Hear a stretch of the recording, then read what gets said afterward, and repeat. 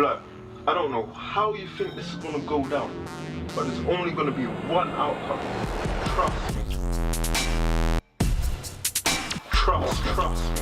There's only gonna be one outcome. Trust me.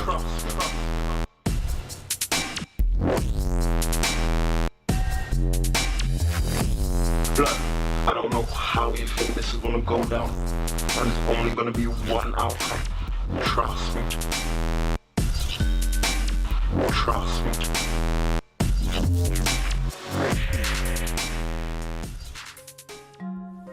Hi there, I'm Michelle Yaa Asantewa, and I am about to release 2 books.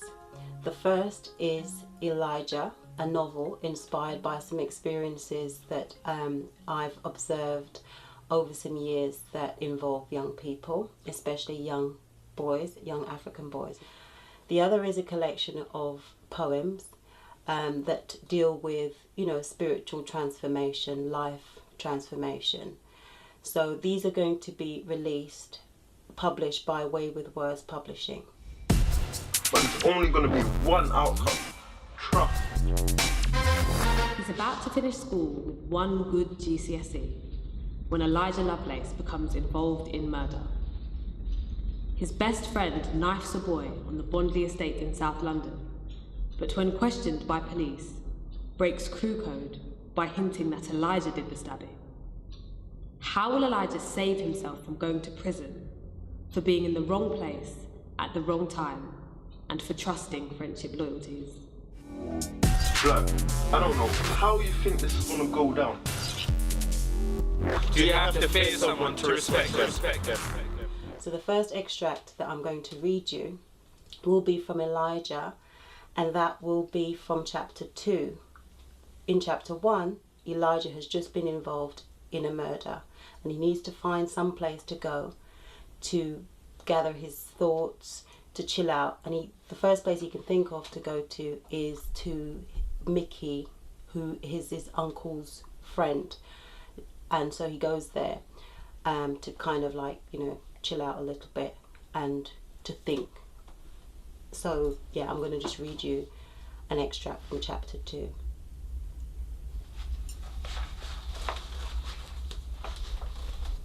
Going to Mickey's flat in Clapham should have been easy once he was in Tooting, but Eli was constantly looking behind him, as if the tigers he had imagined on the upstairs of the bus were truly pursuing him.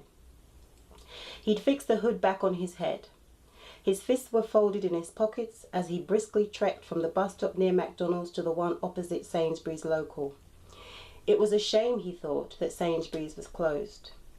He couldn't remember the last time he had eaten. For a moment he thought to go back to McDonald's, but nah, ain't going back, he told himself, kissing his teeth. The kebab shop outside the bus stop was busy, considering how late it was. He didn't want to miss the bus, but his hunger was almost primal. Blood, I don't know how you expect this to go down, but I'm showing you there's only going to be one outcome. Trust me. The voice was the same, deep, mostly monotonal, but intoning on the words, trust me. When he heard them, Eli no longer felt the burning hunger, but instead felt like throwing up, and feeling it nearly willed it to happen. But the feeling subsided as the bus arrived. Micaiah Barnes went to the same school as Eli's Uncle Joseph. They weren't best friends, not as far as Eli could tell, in the same way that he was with Foots and Tweaks. There was some kind of bond between them, however. Rather than talk about it, as they had for years, about going back to the respective homes from where they had migrated, about 8 years ago, Joseph Lovelace woke up one morning, booked a one-way ticket and returned to Guyana. He didn't tell anyone, and for some time it was believed he'd gone back inside. The light was still on, which meant that the guys were home. If he had thought about it earlier, he could have gone to his aunt's. She wouldn't let him in so late, but her daughter Rhea would if he texted her. But he was outside Mickey's door now. "Hey, Ja, come," Mickey said, grabbing Eli into his chest. The flat was part of a grand house that the council owned. They'd converted it for single people so that each one had a bedroom as soon as you walked in and swung to the left or right. There was a front room over the other side, depending where the bedroom happened to be, a kitchen that could comfortably hold 3 people at the same time, and a bathroom toilet. For as long as Eli knew him, Mickey had never worked. The only time he had money, and then he had weed and beer, was when he got his draw, as he called his portion of JSA. Yo, alright if I wash down? They was rough blood, Eli said, controlling his breathing. Done no, affirmed Mickey. Mickey screwed up his nose to indicate that Eli really smelt funky. Let me get a towel, bruv. Yo, young blood walking street late. Eli heard someone shout from the front room. They was long, trust me, he shouted back as he removed his clothes. He didn't plan to have a full shower, but he knew his perspiration was vile. There was a reason he liked black trainers and black sweat tops. They hid blood from sight, but that didn't mean blood was not there. He'd have to dash them too like he had the piece. Ain't you got school tomorrow? Mickey, man, send that kid home. Louisa gonna want to know where he is, get me? Hey, Ja, you still at school? Eli recognized the voice. They called him Prof. He also went to the school with his Uncle Joseph, he and his brother Two-Man. Unlike his uncle and his mum, both brothers were born in London but were sent back to Guyana until they reached 14 and 15. Joseph was 15 too when he came, and so none of them spent too long in the school where they linked. Prof was one of those people who believed they were smarter than everyone, but Eli remembered that he could never out-reason his Uncle Joseph. Eli considered ignoring him, pretend he couldn't hear him, but instead he shouted, Nah, done school, just got my exams, bruv. Still, what you doing here so late, blood? I can follow you home if you want.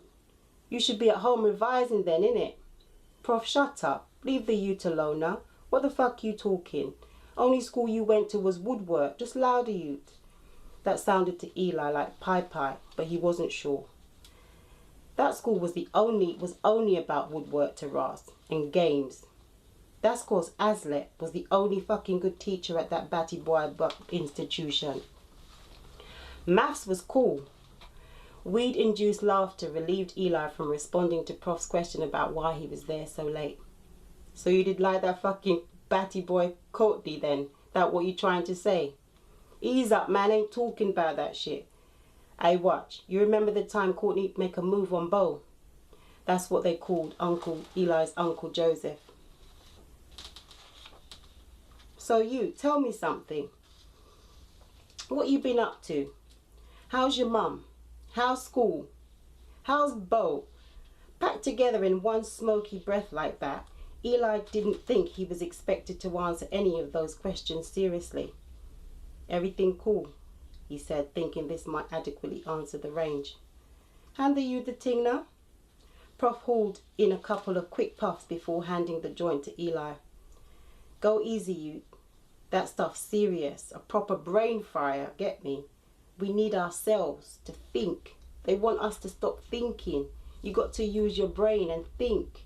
Hear what I'm telling you?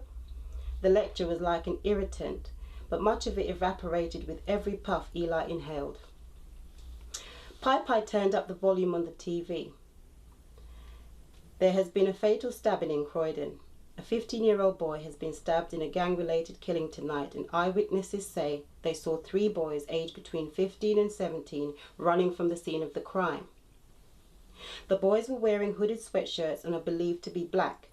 The police have told reporters that they are appealing to anyone who may know anything about the killing to come forward.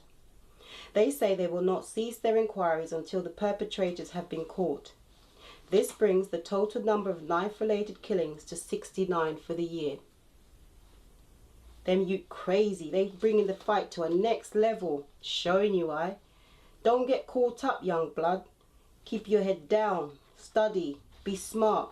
They want it this way. Blood taking blood. It's all black man blood, you get me? Sisters don't go through none of this shit. It was Pi. He always spoke viciously about women. Government should allow man for raise we boys. Sisters fucking messed up. Buzzing from the weed, Eli felt as though a kind of eerie hush had taken over the room. Someone had turned down the volume of the TV. The news had changed to something on Afghanistan.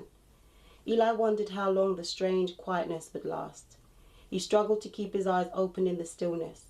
Man, Mickey, I'm making a move. On a sleep, blood, someone said as though they were speaking for Eli. Me too, another voice said. Yeah, go in my yard still. And so, as if they were now part of a bizarre Mexican wave, one by one they eased up, stretched, put hand to mouth, cupping yawns, and bore out. Handing Eli a spare duvet, Mickey said, in the morning, yeah? Get some shut-eye, Ja.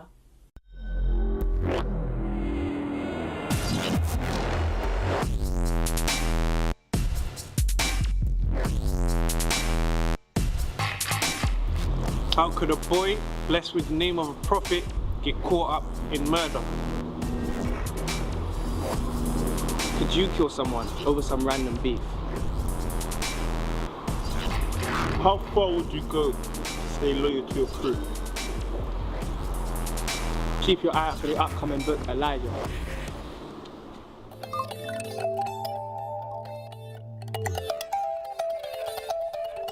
I'm going to read you 3 poems from my collection. It's called The Awakening and Other Poems. The first poem, As Bright as the Morning Rising, was commissioned by sculptor Fawa Khan, George Kelly, to express or reflect the image of a brilliant sculpture that he did of a woman, an earth mother figure, an elder, a matriarch. And it also, the writing of the poem also coincided with my mother's return to the UK. As bright as the morning rising.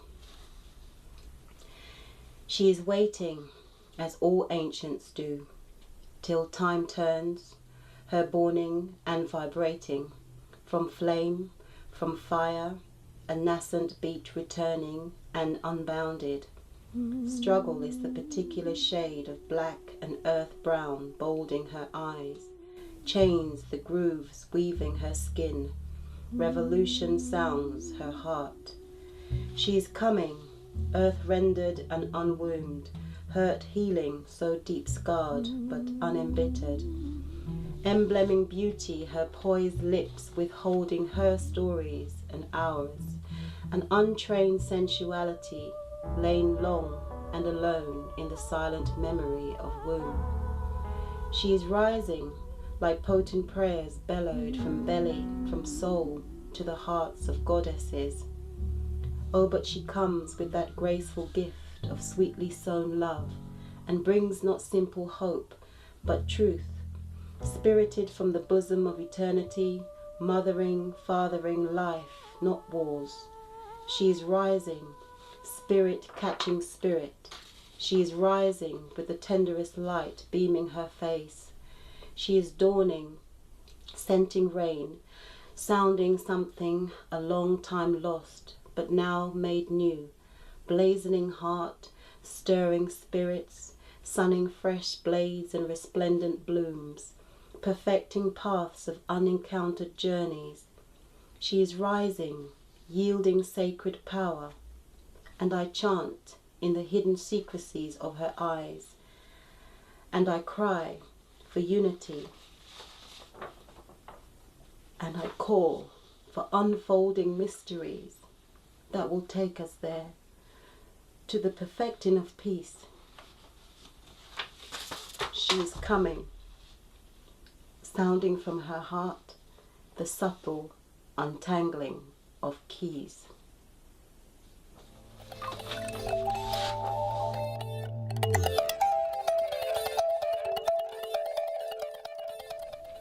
Small days.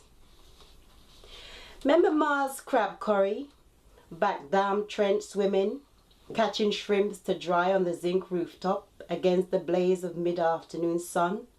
Pa sops up in his soup of soft yam, edo, yellow plantain, duff, dasheen, cassava and sweet potato, boiled down with coconut smell and saltfish we called metaji.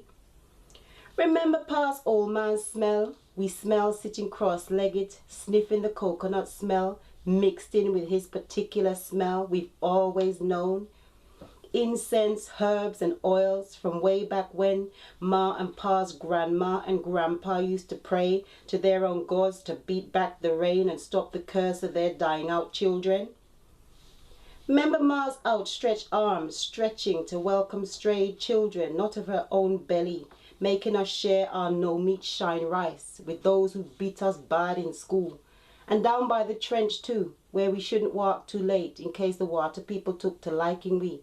Like when little boy disappeared, and that was why they said a water mama took to liking him. Pa and Ma's love was rainbows over the Atlantic we wished upon. It was sunshine after sweet rain that raised the gleam of each blade of grass. Like the deep sea blue wings on a floating palm ply, their love was soft and sweet as spiced mango we bought from the passing truck we chased for the taste of mango love. Remember Ma's musky smelling head tie? Barely covering her silvered strands, we took turns to comb and scratch whilst holding her weary head on our laps, brushing away the flies enchanted by the sweet coconut oil daubed in her hair. And Pa, never wrinkled, became more bronzed. His eyes sparkled like pearls as the serenity of wise living eased him into old age, until they left on separate waves, bound for the Atlantic, leaving us lonely for our small days.